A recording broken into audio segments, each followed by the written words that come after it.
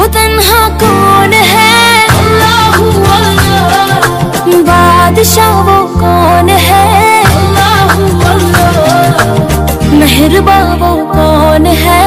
اللہ اللہ، کیا اونچی شان ہے؟ اللہ اللہ، اس کی سب نشان ہے؟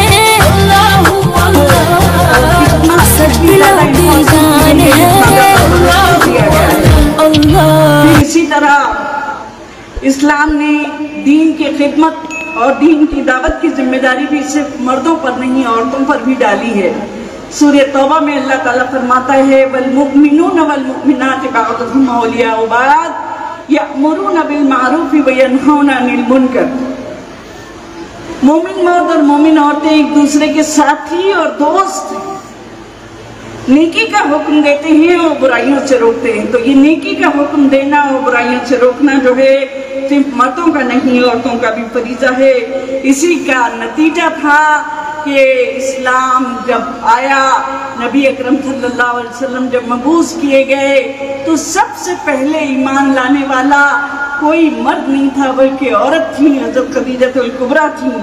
انہوں نے آپ کو سب سے پہلے مورل سپورٹ دیا، آپ کی تصدیق کی، آپ کی مالی امداد کی۔ آپ کو نبی اکرم صلی اللہ علیہ وسلم نے اب جیسے کہ آپ سن چکے حضرت خدیجہ کی زندگی میں کوئی دوسرا نکاح تک نہیں کیا، اور یہ حضرت خدیجہ الکبریٰ حضرت ابو طالب کے انتقال کا جو سال تھا، اس سال کو عام الحزن یعنی غم کا سال، the year of sorrow declare کیا گیا۔ یہ اللہ کے رسول صلی اللہ علیہ وسلم کی تعلیم ہی تھی کہ حضرت عائشہ جیسی دین کی زبردست سمجھ بوجھ رکھنے والی خاتون انہوں نے ہم کو عطا کی۔ خود اللہ کے رسول صلی اللہ علیہ وسلم نے فرمایا آدھا دین تم اس گوری عورت سے سیکھو، اور یہ حضرت عائشہ تھیں جو آپ صلی اللہ علیہ وسلم سے دین کی باریک باریک باتیں معلوم کرتی تھیں اور عورتوں کو بتاتی تھیں۔ صرف عورتوں کو نہیں بلکہ نبی اکرم صلی اللہ علیہ وسلم کے اس دنیا سے رخصت ہو جانے کے بعد انہوں نے صرف 18 سال کی عمر میں جب وہ بیوہ ہو گئی تھی، باقاعدہ صحابہ کا ایک سکول شروع کر دیا، ایک مدرسہ شروع کر دیا۔ پردے کے پیچھے رہ کر وہ بڑے بڑے صحابہ کو تعلیم دیا کرتی تھی۔ اپنی زندگی میں وہ خلفائے راشدین کو مشورے دیا کرتی تھی، اور یہ عبداللہ ابن مسعود فرماتے ہیں کہ اگر اس زمانے میں حضرت عائشہ کا ترازو کے ایک پلے میں ڈال دیا جاتا اور دوسرے تمام صحابہ کا علم اگر ترازو کے بیلنس کے دوسرے پلے میں ڈال دیا جاتا تو خدا کی عائشہ کا پلہ بھاری ہوتا۔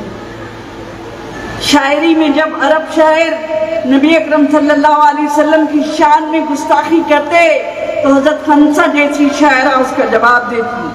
حضرت عمر فاروق رضی اللہ تعالیٰ عنہ کے زمانے میں حضرت خولہ بنت ثعلبہ حکومت کے معاملات میں ان کو مشورے دیا کرتی تھی۔